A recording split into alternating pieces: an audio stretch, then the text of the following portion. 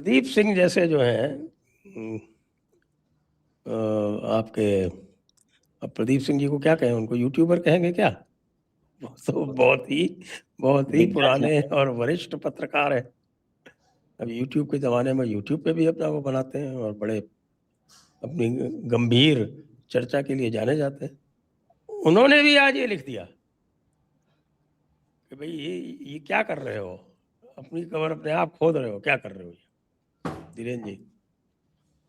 दरअसल प्रदीप सिंह जी बहुत ही सीनियर, हम लोगों के जब जनसत्ता में भी उनके एक एक लिखे गए शब्दों को हम लोग देखते थे, मतलब जिस तरह का गांभीर्य एज ए जर्नलिस्ट, तब तक तो ये मीडिया नहीं था, यूट्यूब या वो, तो उनको तो उस समय से लोग माना जाता है, उनको सब ने इंटरव्यू दिए, खुद गृह मंत्री ने इंटरव्यू दिया, प्रधानमंत्री का इंटरव्यू लिया, तो वो तो और माना भी जाता है कि कभी आप उनको बहुत ज्यादा एग्रेसिवनेस या उस सब में नहीं है, एक एक शब्द तौल के बोलते हैं।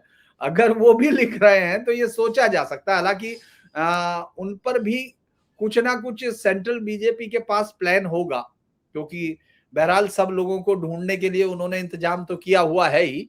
लेकिन जानते हैं सबसे बड़ी दिक्कत ये है कि ये बात सही है, आईआईटी सेल की मुझे मालूम नहीं, जैसे अनुपम ने कहा कि वो संपर्क करते हैं, क्योंकि मेरे से तो जब मैं एडिटर था तब भी कभी संपर्क नहीं हुआ, तो मेरे साथ तो कभी नहीं हुआ, और मैं भी उनसे नहीं कभी करता था।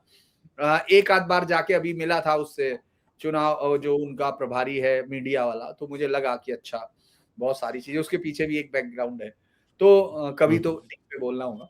दरअसल ये बड़ा इंटरेस्टिंग मुझे दिखाई देता है कि लगातार एक पार्टी जब उरूज पे जाती है तो उसके सब प्लान सही होते चले जाते हैं, और उसको ये लगता है कि ये सारी राजनीति उसने बनाई है। जब मैं बार बार बोलता हूं कि इस देश में बीजेपी अकेली ऐसी पार्टी है जिसको कोई वोट देता नहीं, माफ कीजिएगा, वो वोट लेती नहीं है, हाँ वो वोट लेती नहीं है, लोग उसको वोट देते हैं। मैं हैरान हूं कि किस तरह से पूरा का पूरा स्ट्रक्चर अगर कुछ चेहरे हटा देते हैं तो वो बैठ जाएगा। आप यूपी में अगर योगी आदित्यनाथ को इस तरफ हटा दीजिए, मतलब थोड़े ऐसा संभव नहीं है भाई, वो बीजेपी में, बीजेपी की वो है, और फिर आप उस पूरे स्ट्रक्चर को देखिए, भूपेंद्र चौधरी अपने अपने कॉन्स्टिट्यूंसी के अपने वार्ड को हारता है।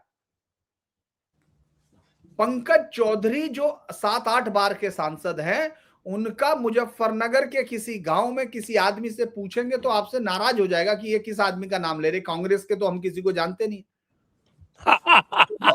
दरअसल आपको ये समझना पड़ेगा ये पार्टी है क्या। लोगों को ये लगता है कि जब पीएम मोदी 2011-12 का दौर याद कीजिए, मैंने ये पीछे बहुत सारे रिपोर्टरों की लिखी हुई किताबें भी रखी है, मुझे आदत है कि मैं उनको भी देखता हूं, क्योंकि मैं उनके साथ काम कर रहा हूं, किसी का बॉस रहा हूं, किसी के अंडर रहा हूं, तो मैं जानता हूं कि उनका उनका फील्ड देखने का तरीका क्या है।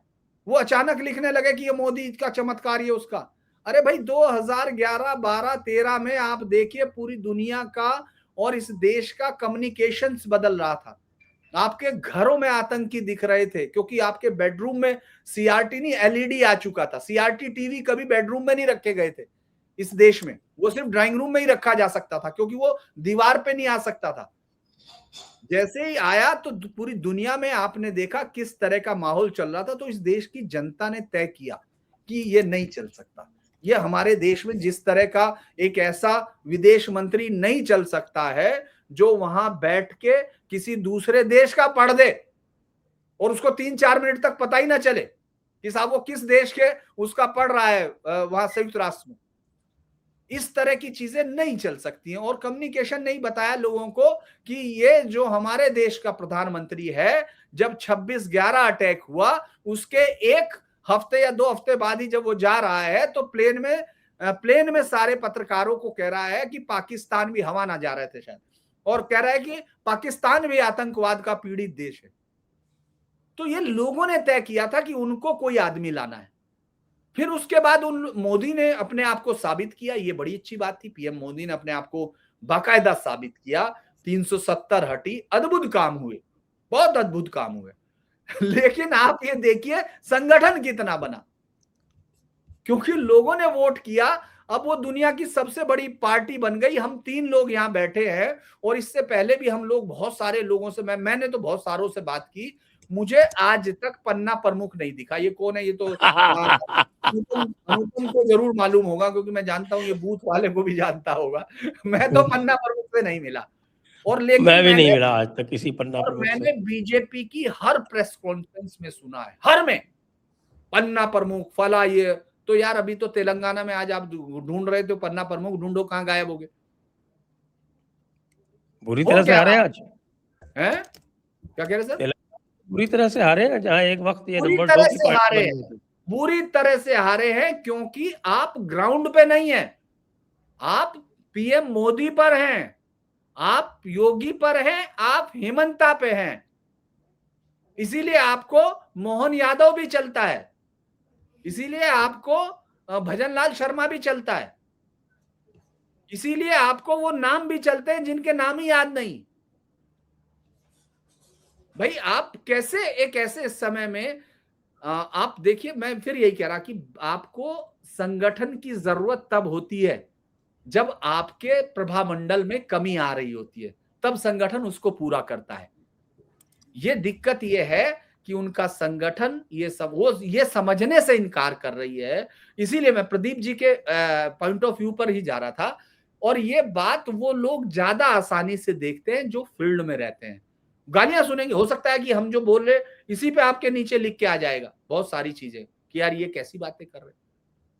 अरे भाई बात नहीं है, अगर आप सही नहीं बोल सकते हैं, सच नहीं बोल सकते हैं, तो आप जब उड़ जाते हो ना, तभी आप ये आइडिया देते हो। मुझे याद है, आपको भी याद होगा सर, 89 की कैंपेन में, शायद 89 की कैंपेन थी या वो थी जिसमें राहुल, वो कौन सी उसको प्रचार कंपनी को दिया गया था, शायद लिंटस या किसको दिया गया था, कांग्रेस की तरफ से प्रचार का पूरा ठेका, जिसमें वो कभी केकड़े दिखा रही, कभी कुछ, वो सारे सब चीजें दिखा रही थी वो पूरे उसमें। और उसको कहा कि राजीव गांधी को समझाया कि पूरा विपक्ष केकड़ों में बदल चुका है। सर आप समझ नहीं रहे, पूरी तरह आंधी है आपकी।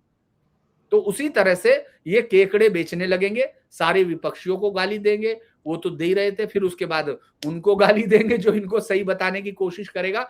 हो सकता है, मैंने इशारा कर दिया, इससे ज्यादा नहीं कहूंगा, क्योंकि प्रदीप सिंह जी बहुत ही मेरे सीनियर है और बहुत ही सज्जन आदमी भी हैं, कि उनको भी कल तक ये कुछ ना कुछ जरूर समझा देंगे। अगर वीडियो आ गया तो वो जरूर कुछ कहा जाएगा, और आपको भी मालूम है उनको क्या कहा जाएगा। तो ये बड़ी दिक्कत की बात है कि वो लोग प्रधानमंत्री मोदी की उस छवि में आए हुए जो लोगों के अंदर एक बड़ा अजीब, क्योंकि अभी तक लोग लिख रहे हैं, वीडियो पे तो भाग ही गए हैं जो लोग थे, लेकिन वो अभी भी लिख रहे हैं कि यूजीसी यूजीसी यूजीसी। मैं आज स्वामी अभिमुक्तेश्वरानंद का एक फैसला आना था, उसका इंतजार कर रहा था। तो कौन सा? मैं कौन सा? पोक्सो में दो उन बच्चों की जो कुकर्म के आरोप के तौर पर है, गवाही हो तो गई है उसकी तो 20 तारीख पड़ी है। नहीं, लेकिन आज गवाही हुई ना, आज ही देना था फैसला, 5 बजे फिर हुआ था, फिर रिजर्व किया गया। तो वो मैं इंतजार कर रहा था शाम 5 बजे में। तो लोग, जैसे ही मैंने लिखा कि एक बड़ा फैसला होगा, लोगों ने लिखा 19 मार्च को फैसला होगा यूजीसी में, तुम क्या बता रहे हो फैसला होगा। तो लोगों को आपको समझना पड़ेगा। देखिए हम लोग बहुत संवेदनशीलता, क्या कहा जाता है, जब प्रशासन और लीडरशिप जनता की नब्ज को समझती हो। ये मुझे लगता है कि थोड़ा सा दिक्कत तो है। इसीलिए राहुल गांधी को आप भले ही अब मजाक बना रहे हो, जो अनुपम ने कहा बहुत ही सूक्ष्म बात पकड़ी है कि अब सोशल मीडिया पर अगर पहले उसके बयान का जिस तरह से मीम बनते थे, अब बहुत सेलेक्टेड लोग मीम बना रहे हैं।